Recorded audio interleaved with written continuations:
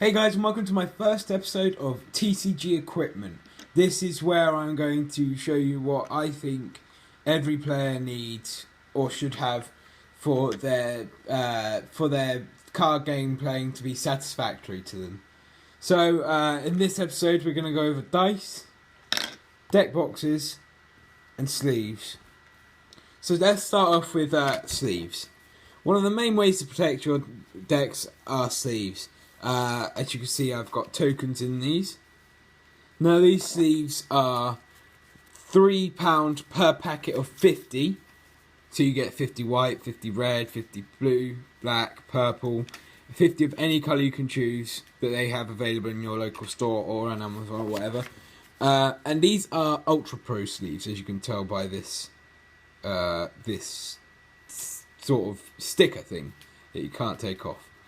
So yeah, for £3, I think these sleeves are very good. If you watch any of my deck techs, nearly all my decks are completely sleeved, so it's just worth getting them, really. If you can afford £3 extra on top of your allowance for packs, then you should definitely buy some sleeves, because it will save you so much hassle.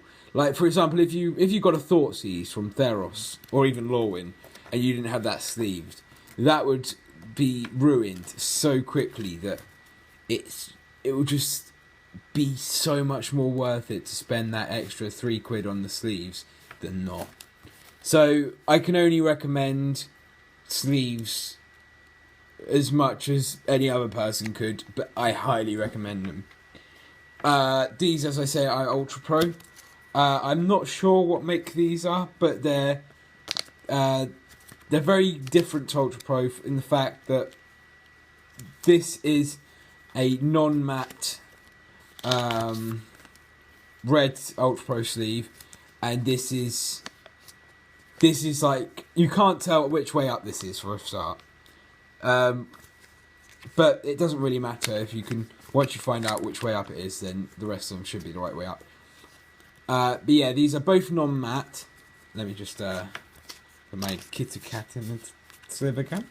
And this is matte, so as you might be able to see, it is a little bit more blurry than this one, if I have them up in comparison.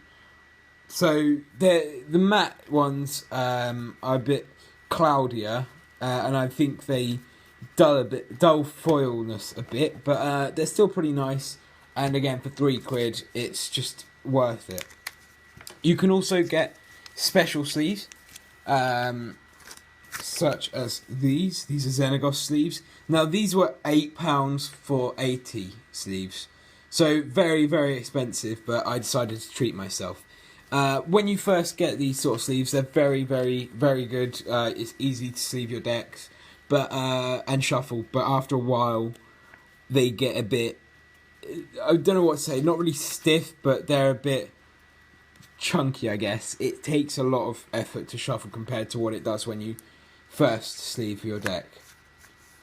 All these sleeves are writable on, so as you can see here, I've made a sleeve that goes with Nissa's +1 ability. This is Sharpie, and so you can write on any of these sleeves. That's pretty easy. Yeah. We also have one other type of sleeve. Now, this is my Grim Reaper sleeve for my Nissa deck. It's shiny, and it came in packs of 50 for £1.25 off of Magic Madhouse, which I thought was ridiculously cheap compared to the plain dull ones that were £3 per pack. So the better deal you can find, the better, really. You can also buy boxes of sleeves for about £20 on eBay or Amazon. It's not very expensive. Next, we'll go over deck boxes. So this is a Ultra Pro deck box. It is a Chandra one. This cost me £3 as well, and I can tell you for £3 it's worth it. It's sort of designed in a way that it doesn't really, it won't open unless you pull it open, essentially. You do have to hold it open like this when you're using it, but it's still very safe for protecting your deck, and it's very much worth it. They also come with a divider so I don't want to divide my sideboard into my deck. So it comes with the correct Planeswalker, or whatever you get. For example, if you get like I don't know, a Caryatid one, if they do them, just an example. So they come with this. These are probably the best ones I've seen around, really. And that's my cat. Hi, cat. So you can get more expensive ones, but some of the more expensive ones aren't necessarily better. For example, there's leather ones that use a magnet, which I've heard from a lot of people. They die very quickly. Bye, cat. Lastly, we're going to go with dice. Now, this is a D20. It has the 20 symbol, and then it just spins down, flips over, spins down, down, and down, and down, and down.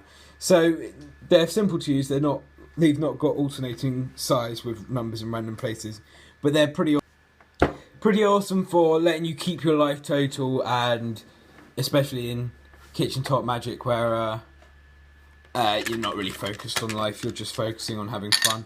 So that's D20s, and these are D6s. As you can see, I've lost one of mine. That's my cat again. Hi, cat. Bye, cat. This cost me, I want to say, another £8, but you get 36 dice, which you can use as counters for days. Basically, they just keep using them and using them and using them. You can get better designed ones. With like see-through crystallized stuff like that. Hi, cat, bye, cat. Can't decide where he wants to go. But yeah, for another £8, these are pretty much worth it if you don't lose them. You can also stack them if you get really bored, which sometimes I do. So they're definitely worth getting again if you have enough money to spare on stuff that you'll use in Magic rather than what you'll play with. Dice everywhere.